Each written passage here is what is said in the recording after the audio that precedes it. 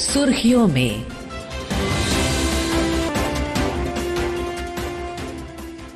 नमस्कार, सुर्खियों में कार्यक्रम के आज के अंक में आपका स्वागत है। आज अंतर्राष्ट्रीय महिला दिवस पूरे विश्व में मनाया जा रहा है और इस वर्ष की थीम है rights, justice, action for all women and girls. क्या है इस दिवस का, इस थीम का महत्व हमारे देश के लिए? इस पर चर्चा के लिए आज हमारे साथ दो खास मेहमान जुड़े हैं। फिकी एफएलओ की राष्ट्रीय अध्यक्ष पूनम शर्मा और महाराष्ट्र की resident commissioner Vimla R. Poonam ji, Vimla ji, इस विशेष कार्यक्रम में आप दोनों का बहुत बहुत स्वागत है। धन्यवाद। पूनम जी, आपसे शुरुआत करते हैं। आज अंतर्राष्ट्रीय महिला दिवस है और इसकी जो थीम है राइट्स, जस्टिस और action for all women and girls, इसका क्या महत्व है आज के युग में महिलाओं के लिए, अभी जिस हम मोड़ पर हैं अपने विकास के? ऐसा है कि जो राइट्स हैं और जो जस्टिस हैं वो जो हमें मिल रहा है, ये एक माइलस्टोन है और इसको आज ही नहीं, हमें हमेशा सेलिब्रेट करना चाहिए।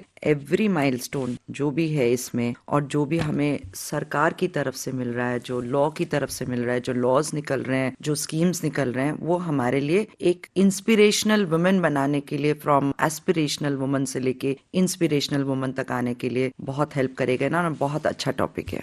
विमला जी, आपका भी प्रतिक्रिया चाहेंगे। जो अधिकार और न्याय के साथ हर महिला और बालिका के सशक्तिकरण के लिए वास्तविक कार्रवाई, ये जो थीम रखी गई है, ये कितना इम्पोर्टेंट है कि अधिकारों का संरक्षण हो न्याय के द्वारा और इसके लिए एक्शन भी लिया जाए। थोड़ा सा हमें बताएं कि इसका महत्व क्या है। जो हमारा भारतीय न्याय दंड संहिता को अभी रिफॉर्म कर दिया गया 2024 में, इसके तहत ऐसा हुआ है कि महिलाओं के प्रति जितने भी अपराध हैं, इसको एक ही छत्र छाया के नीचे लाकर महिलाओं को सक्षम करने के लिए ज्यादा अधिक बलशाली और एकदम एक कॉन्सेंट्रेटेड अप्रोच हमारे शासन ने लिया है। तो इसकी वजह से मुझे लगता है स्पेसिफिकली ध्यान दिया जा रहा है कि क्राइम अगेंस्ट वुमेन जो बढ़ता जा रहा है, जैसे अगर हम लोग कंपेयर करें कि पिछले 10 साल में क्राइम रेट जो है, तो definitely there is an increase in percentage of crime against women, specifically जो फिजिकल अब्यूज है फैमिली में भी या अदर टाइप्स ऑफ अब्यूज है। तो इससे ये जो दंड संहिता में चेंजेस आई हैं, तो क्विक रिलीफ टू वुमेन जो मिलेगा,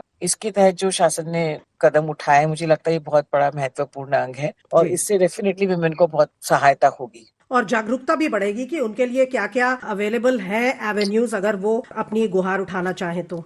बिल्कुल, जागरूकता के प्रति तो बहुत इंपॉर्टेंट स्टेप्स है। जैसे हमारे पास हेल्पलाइन है, कोई भी महिला कभी भी चाहे तो 181 जो हमारा हेल्पलाइन है, फोन करके संपर्क कर सकती है। हर डिस्ट्रिक्ट में एक वन स्टॉप सखी सेंटर होता है, जहाँ जो पीड़ित महिला है वहाँ वो अपना जा सकती है। अगर उसके अगेंस्ट कुछ ऐसे वायलेंस या कुछ प्रकार की घटना हुई तो कंप्लेन ही नहीं, वो वहां पर 5 दिन तक रह सकती है और उसके बाद जो हमारे सपोर्ट्स के लिए अदर शेल्टर्स है, होम है, वहां पर महिलाएं जा सकती है। तो ये जो संबल का जो स्कीम है, जिसमें सारे महिलाओं के लिए विभिन्न प्रकार के मिशन शक्ति के तहत, जैसे अगर होम्स हो, शेल्टर हो, ये सारा जो प्लान गवर्नमेंट ने किया हुआ है, बहुत ही महत्वपूर्ण स्टेप है कि सिक्योरिटी और सेफ्टी और महिला को बहुत अच्छी तरह से ध्यान में रखते हुए किया हुआ है। पूनम जी, सरकार का पिछले 11 वर्षों से जो वर्तमान सरकार है, उन्होंने कहा है कि महिलाओं का विकास से ज्यादा हमारी सोच है कि महिलाओं के नेतृत्व में विकास हो, विमेन लेड डेवलपमेंट। जो भारत की विकास जर्नी है उसमें महिलाओं की पूरी पूरी भागीदारी हो। तो आप हमें बताएं कि आपकी जो ऑर्गेनाइजेशन है, फिकी लेडीज ऑर्गेनाइजेशन एफएलओ, ये कैसे एक कैटलिस्ट के रूप में काम करती है, ये जो विमेन लेड ग्रोथ की बात हो रही है पूरे भारत में? बिल्कुल जी, ये जो डायलॉग जो हम कहते हैं, विमला जी ने भी कहा है कि डायलॉग इज इम्पोर्टेंट और इसमें डिलीवरी भी इम्पोर्टेंट है। और अगर विमेन लेड डेवलपमेंट है, अगर विमेन इसकी बेनिफिशियरी भी है, तो इसके लिए उन्हीं को आगे लेके जाना होगा। स्पेशली क्या अंडरस्टैंड करती हैं विमेन, क्या चाहिए विमेन को, क्योंकि महिलाएं ही खामोशी में भी दूसरी महिला की आवाज सुन सकती है। और उसीलिए मैंने विकसित भारत 2047 का ये थीम लिया है इस साल, जिसमें हम लोग नारी शक्ति कैसे आगे बढ़ेगी और कैसे हम लोग 2047 में एक विश्व गुरु बनेंगे। सो इसमें विमेन इन द वर्कफोर्स जो है वो अभी 21% से बढ़कर 32% तक आई है और हमें चाहिए 70% विमेन इन द वर्कफोर्स 2047 तक, so that we can advance and become one of the biggest economic powers in the world. पर इनको कैसे करना है? ये जो 6 पिलर्स हैं, एक तो सोशल एम्पावरमेंट, क्योंकि मैं बिलीव करती हूँ कि सोशल एम्पावरमेंट से इकोनॉमिक एम्पावरमेंट आएगी। सेकेंडली इकोनॉमिक एम्पावरमेंट, जहाँ महिला के पास हाथ में पैसा आएगा तो वो सोसाइटी में अपने आप उसकी इज्जत भी बढ़ेगी और लोग उसको मान सम्मान भी देंगे। डाइवर्सिटी, इंक्लूसिविटी सब में चाहिए। टेक्नोलॉजिकल एडवांसमेंट बहुत अच्छा है, विमेन इन टेक को इसलिए मैंने बहुत अहमता दी है। युवा शक्ति हमारी खड़ी है बहुत बड़ी नंबर में उनके लिए, और सस्टेनेबिलिटी, ये 6 पिलर्स मैंने लिए और एक थीम लिया, लीव नो वुमन बिहाइंड। कोई भी हो, एंटरप्रेन्योर हो या आपके सोलोप्रेन्योर हो या आपके होमप्रेन्योर हो और या वांट टू बी प्रेन्योर, सबको जोड़ना है साथ में हमें अपने प्लेटफॉर्म में और इनको आगे लेके जाना है विकसित भारत की तरफ। बिल्कुल विमला जी, अगर हम सरकार की जो विभिन्न स्कीम्स आई हैं पिछले 11 वर्षों में उनकी तरफ नजर डालें, बहुत सारी स्कीम्स हैं, चाहे वो हेल्थ को लेकर हो या वो शिक्षा को लेकर हो या वो फाइनेंशियल इंक्लूजन को लेकर हो। एक चीज जो दिखाई देती है कि प्रधानमंत्री मुद्रा स्कीम, उसमें 68% जो बेनिफिशियरीज हैं वो महिलाएं हैं। जनधन स्कीम जिसमें 56% महिलाएं हैं। स्टैंड अप इंडिया अगर देखें तो 2 लाख से ज्यादा विमेन एंटरप्राइजेस को बढ़ावा दिया गया है। और गवर्नमेंट ई मार्केट प्लेस में जो वुमनिया स्कीम है उसके तहत 80,000 करोड़ से ज्यादा पब्लिक प्रोक्योरमेंट ऑर्डर्स 2 लाख से ज्यादा विमेन लेड एमएसएमईज को मिले हैं। बहुत सारे ऐसे एग्जाम्पल्स हैं। सो आप हमें बताएं कि ये एक जो सरकार का खास तौर से महिलाओं को सशक्त करने का विभिन्न स्कीम्स द्वारा जो अप्रोच है, ये कितना इम्पोर्टेंट है पूरे इकोनॉमिक ग्रोथ के लिए। सबसे बड़ी बात मुझे लगता है कि सरकार ने जो किया कि घर से शुरुआत की, जैसे क्लीनलीनेस, शौचालय बांधने की इतनी इम्पोर्टेंट है कि महिला पहले सुरक्षित फील करे कि पर्सनल हेल्थ के लिए। तो पानी की बात आई थी, जल जीवन मिशन में हर घर नल से जल की बात थी। तो शुरुआत घर से, हेल्थ से होकर के, मतलब जब हम सुरक्षित अपने घर में हो तब हम मार्केट तक पहुंचते हैं। अपना हेल्थ कितना इंपॉर्टेंट। तो पोषण प्रोग्राम जो है शासन का, कि उसमें जो महिलाएं प्रेग्नेंट है 1000 डेज का जो प्रोग्राम है उसमें 0.2 पोषण आया, 2.0 पोषण का प्रोग्राम आया। तो हर तरह से गवर्नमेंट ने ये एम्फेसाइज किया है। और विशेषतः हम लोग देखें कि जो स्वयं सहायता गट है, तो पहले ऐसा होता था कि सेल्फ हेल्प ग्रुप्स जो बनती थी तो इनका इंडिविजुअल लोन्स इनको मिलते थे। जी। पर जब वो गटबाजी गट में आ गई, स्वयं सहायता गट में, तो एक कम्युनिटी कंसेंसस होता है और कम्युनिटी का जो पीयर ग्रुप का प्रेशर होता है। तो रीपेमेंट ऑफ लोन्स पंचसूत्री में, जिसमें कहते हैं कि हम लोग साथ में बैठते हैं, एक साथ मीटिंग्स लेते हैं, सेविंग्स करते हैं। तो बैंक का लोन कब मिलता है कि ये जो पंचसूत्री कार्यक्रम था, जब महिलाएं इंटरनली स्वयं सहायता गट में लोन ले रही थी और वापस दे रही थी, तो बैंक ने जब देखा कि महिलाएं वापस दे रही है पैसा, तो लेंडिंग बहुत बढ़ गया। जैसे मैंने महाराष्ट्र में जब काम किया तो मैं 300 करोड़ से लेकर आज महाराष्ट्र में कम से कम 8 या 10,000 करोड़ की राशि लोगों को लोन में मिल रही है। और नेशनल लेवल पे अगर हम लोग देखें तो करीबन 80,000 करोड़ तक लोन मिल रही है महिला को, जैसे आपने भी कहा। तो जो सशक्तिकरण की बात है कि पहले महिलाओं को अंडरस्टैंडिंग ऑफ फाइनेंशियल इंक्लूजन क्या है, सिर्फ बैंक ओपन करने से बात हो नहीं रही थी। तो इनको ये जो स्वयं सहायता गट से इनको इंक्लूजन, फाइनेंशियल इंक्लूजन क्या है, कैसे ये काम कर सकते हैं, कौन सी स्कीम्स है, जब ये डिस्कस हुआ तो वो अधिक बलशाली बनी और वो अपने आप से एक साथ जुड़ने की वजह से, एक यूनिटी की वजह से भी अच्छी तरह से काम कर पाई।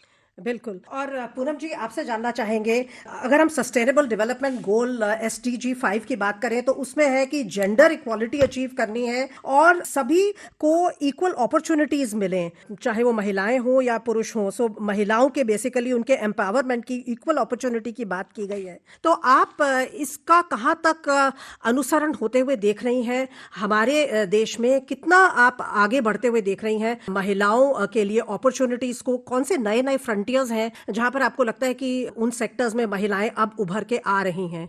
मैंने जो देखा है, हमारा कॉन्स्टिट्यूशन तो हमें इक्वालिटी देता है, शुरू से वोटिंग राइट दी है। Constitution has been very equal और बहुत ही जस्ट रहा है। आर्टिकल 14, आर्टिकल 15, आर्टिकल 39A सब जगह। पर सरकार भी अभी बहुत बहुत महिलाओं को आगे बढ़ा रही है। सारी स्कीम्स महिलाओं के लिए है, बहुत सारी, मेजॉरिटी ऑफ द स्कीम्स। और स्टार्टअप्स में भी देखिए, MSMEs में भी देखिए, हर चीज़ में। Board of directors, independent board of directors में, उसमें कहा है कि 11 to 15% इंडिपेंडेंट वुमेन डायरेक्टर होनी चाहिए। और इतनी जगह खाली है, हम उसके लिए भी ट्रेनिंग करते हैं। हम लोग कोर्सेज से उनको कंडक्ट करवाते हैं, उनको लेके चलते हैं। और हर जगह पे उन्होंने विमेन को इक्वालिटी देने की कोशिश की है।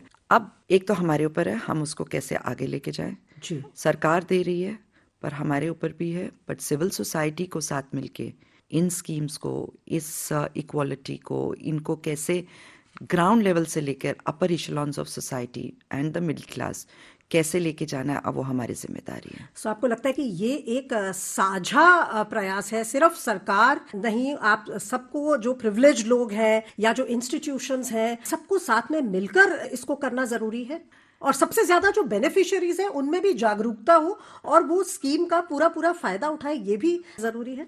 हाँ जी, बहुत बहुत ज़रूरी है, क्योंकि सरकार कब तक कितना कर सकते हैं। वो लोग स्कीम्स बना सकते हैं, दे सकते हैं, पर कितने हाथ हो सकते हैं अगर हम लोग सब मिलके जागरूकता नहीं लाए विमेन में। जहाँ जहाँ जितनी भी 10 को टच करें, 20 को करें, जो भी कुछ करें, ये हमारी बहुत ज़रूरी है कि हम लोग सब इसमें पार्टिसिपेट करें और इसको आगे लेके जाएं। सो कहा ही जाता है कि जो मौजूदा सरकार है वो हर पोटेंशियल को अनलॉक करने की कोशिश करती है। सो आपको लगता है कि ये बहुत बड़ा एक पोटेंशियल है जिसको अनलॉक किया जा रहा है और जो इकोनॉमिक ग्रोथ के लिए बहुत इंपॉर्टेंट है? 50% पॉपुलेशन है हमारी। मैंने ना बहुत डिफरेंस देखा है, जो 36 इयर्स का एक्सपीरियंस बता रही हूँ, उसके पहले तो कॉलेज स्कूल वो सब था, और इसमें मैंने जो महिलाओं को पर्दों से निकलते, पर्दे जो डबल पर्दा, आगे छोटा पीछे बड़ा, आगे ससुर, उसके आगे उसके पीछे पति, उसके आगे सास, ऐसे सिचुएशन से निकलते आज जो ये मुझे आके कहते हैं कि भाभी जी हमें कुछ करना है, हम घर का भी काम कर लेंगे पर हमें ज़रूर ऐसा कुछ काम बताइए, सारी आके कहती हैं। तो वो जो एस्पिरेशनल इंडिया की मैं बात करती हूँ वो बहुत बढ़ गई है, और कॉन्फिडेंस, बस माइंड सेट बहुत चेंज हो गया और थोड़ा चेंज होने की ज़रूरत है, बट काफ़ी हद तक हो गया। डायलॉग, जो मैंने कहा, डायलॉग इज नेसेसरी। विमला जी, पूनम जी ने अभी माइंडसेट चेंज होने की जरूरत पर हाईलाइट किया इस पॉइंट को। दुनिया भर में गिव टू गेन अभियान जो आज है इंटरनेशनल वुमेन्स डे, उसके तहत चलाया जाएगा जेंडर इक्वालिटी के लिए, ताकि आपसी सहयोग हो और उदारता हो, इसके महत्व पर जोर दिया जा रहा है। सो आपको लगता है कि ये जो गिव टू गेन, रिस्पेक्ट देने से ही मिलती है, प्राप्त होती है, और ये अगर सभी समझें, सभी जो पुरुष है वो भी समझें, महिलाएं भी समझें, महिलाएं आपस में भी एक दूसरे को रिस्पेक्ट दें और आगे बढ़ने का जो भी मौका है वो उनको सशक्त करें या उसके लिए उनको प्रेरित करें, ये कितना इंपॉर्टेंट है, ये एटीट्यूडनल चेंज पूरे समाज में? एक्चुअली ये बहुत इम्पोर्टेंट है कि जब मैं समझती हूँ कि हमारी संस्कृति में ही ये भाग है, जब हम अर्धांगिनी की बात करते हैं एज अ वुमन, हाँ तो जी। अनलेस सपोर्ट हो महिलाओं को, घर में, फैमिली में हो, हर जगह हो, तो आगे बढ़ना संभव नहीं हो पाता है। तो ये जो कंसेप्ट किया हुआ कि गिफ्ट टू गेन में, तो कई बार लोग गिफ्ट इसलिए भी नहीं देना चाहते कि महिलाओं को, कि उनको टैक्स कितना बैठने वाला है या क्या ऐसे होने वाला है। तो इसमें जो है यो टैक्स फ्री का जो लिमिट हुआ है, वो थ्रेशोल्ड भी गवर्नमेंट ने इसलिए बढ़ाया हुआ कि महिलाओं को जो फ्री गिफ्ट अगर हम लोग देना चाहें तो 50,000 से 1.5 लाख रुपए तक की हुई है। या जो अभी का जो रूल है सेक्शन 56 का जो है, कि जो नॉन रिलेटिव्स है अगर वो भी देना चाहे तो उसका भी थ्रेशोल्ड बढ़ाया गया है। तो एग्जेम्पशंस इतनी दी है कि अगर किसी को किसी ओकेशन पे महिलाओं को गिफ्ट देना है या उनको सक्षम करना है इनके फाइनेंशियल डेवलपमेंट के लिए, तो महिला सम्मान सेविंग सर्टिफिकेट हो, और स्पेसिफिकली मुझे लगता है माननीय प्रधानमंत्री जी ने लखपति दीदी जो स्कीम निकाली है, जी। ये सबसे बेहतरीन स्कीम है मुझे लगता है, क्योंकि महिलाओं को, जैसे मैडम भी बता रही थी अभी पूनम जी, कि इनको सक्षम कर रखा है गवर्नमेंट ने। तो जब ये सक्षमीकरण के साथ वो अपना बिजनेस एंटरप्राइज बढ़ाएगी, जिस तरह से फिक्की भी काम कर रहा है, तो इससे बहुत फर्क पड़ता है कि महिलाओं को इम्पोर्टेंस समझता है कि जो पैसे गवर्नमेंट इन्वेस्ट कर रही है उनमें, इसको प्रॉपरली चैनलाइज करे। पूनम जी, जो वर्क प्लेस पे डिग्निटी की बात होती है महिलाओं के लिए, पहले ये होता था कि बहुत सारे चैलेंजेस होते थे महिलाओं के लिए, उसके बाद कई कानून आए, पॉश कानून है जो प्रिवेंशन ऑफ सेक्सुअल हैरासमेंट, या और भी कई फैसिलिटीज हुई जैसे क्रैशेस फैसिलिटीज। सरकार मतलब हर बजट में कुछ ना कुछ महिलाओं के जो वर्क प्लेस पे जो उनकी एक्सपीरियंस है उसको सुगम बनाने के लिए जो ला रही है कदम, वो कितने आपको जरूरी और प्रभावी लग रहे हैं? जी, बहुत ज़रूरी है। ऑफ कोर्स कानून आ जाता है, सरकार भी बहुत सोचती है, पर इम्प्लीमेंटेशन मेरे हिसाब से स्लो है। और इम्प्लीमेंटेशन के लिए जो मैं आपको बता रही हूँ, को एक जो माइंडसेट होना चाहिए सबका, कंपनीज का भी होना चाहिए कि ये ज़रूरी है, और ये क्रैशेस बनाना या पॉश को आगे लेके जाना हर कंपनी में ज़रूरी है। तो ये माइंडसेट भी बदलेगा कि ये ऐसे ही हमारे को तंग करने के लिए नहीं है, जेंटलमैन को सोचना पड़ेगा, पुरुषों को, कि पर ये ज़रूरी है, महिला सब कुछ कर सकती है। बहुत बहुत धन्यवाद आपका विमला जी, पूनम जी, आप शामिल हुई इस विशेष कार्यक्रम में, बहुत बहुत धन्यवाद। धन्यवाद। Thank you. सुर्खियों में